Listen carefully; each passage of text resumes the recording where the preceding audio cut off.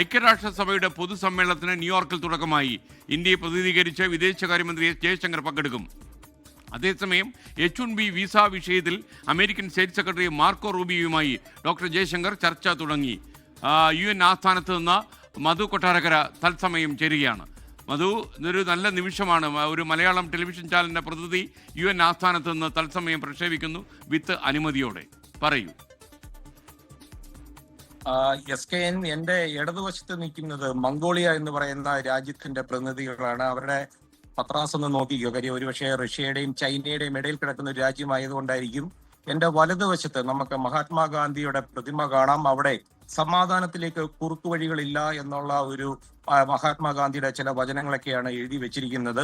SKN ഈ 80ാം general assembly തുടങ്ങുമ്പോൾ അതിന്റെ മുദ്രാവാക്യം തന്നെ സമാധാനം, വികസനം, മനുഷ്യാവകാശത്തിന്റെ 80 വർഷങ്ങളെന്നാണ്. ഇവിടെ ആദ്യം തന്നെ ഇന്ന് ഉച്ച കഴിഞ്ഞ് നടക്കുന്ന ജനറൽ അസംബ്ലിയിൽ വരുന്ന പ്രമേയം പാലസ്തീൻ 2 സ്റ്റേറ്റ് ആകണമോ വേണ്ടയോ എന്നുള്ളൊരു ചോദ്യമാണ്.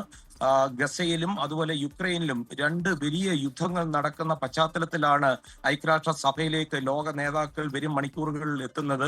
നിരവധി നേതാക്കൾ എത്തിക്കഴിഞ്ഞു. നാളെയാണ് US president Donald Trump general അസംബ്ലിയെ അഭിസംബോധന ചെയ്ത് സംസാരിക്കുന്നത്.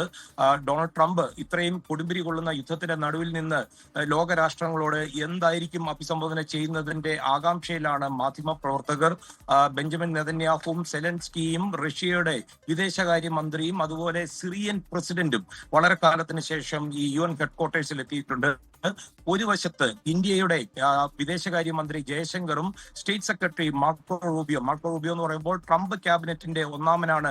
അദ്ദേഹവുമായിട്ടുള്ള ചർച്ചകൾ നടത്തിയിട്ടുണ്ട്. വളരെ നല്ലൊരു ഡിപ്ലോമാറ്റാണ് ജയശങ്കറും. സൗമ്യശീലനാണ്. അതുകൊണ്ട് തന്നെ ഇന്ത്യ അമേരിക്ക മഞ്ഞ് ഉരുകുന്ന നിമിഷങ്ങൾ നമുക്ക് തൊട്ടടുത്ത ഈ കെട്ടിടത്തിൽ ഇവർ തമ്മിലുള്ള ഈ കൂടിക്കാഴ്ചയിൽ ഉണ്ടാകുമെന്നുള്ളൊരു പ്രതീക്ഷ ഉണ്ടായിരിക്കാം. കാര്യം പീയൂഷ് ഗോയലിന്റെ നേതൃത്വത്തിലുള്ള ഈ താരിഫ് ചർച്ചകളും ഇതിനോടനുബന്ധിച്ച് നടക്കും. SKN ഇവിടുത്തെ ഏറ്റവും വലിയ പ്രത്യേകത ഡൊണാൾഡ് ട്രംപ് ഉൾപ്പെടെയുള്ള ലോക നേതാക്കളും എല്ലാം അവരുടെ സഖ്യകക്ഷികളും മറ്റു നേതാക്കളുമായിട്ടുള്ള ഈ അസംബ്ലിയുമായി ചേർന്നുകൊണ്ട് തന്നെ മറ്റുള്ള ഉഭയകക്ഷി ചർച്ചകളും നടക്കുന്നത് കൊണ്ട് തന്നെ ഏറ്റവും കൂടുതൽ വാർത്താ പ്രാധാന്യമുള്ള ഒരു ആഴ്ചയായിട്ട് മാറുകയാണ് SKN.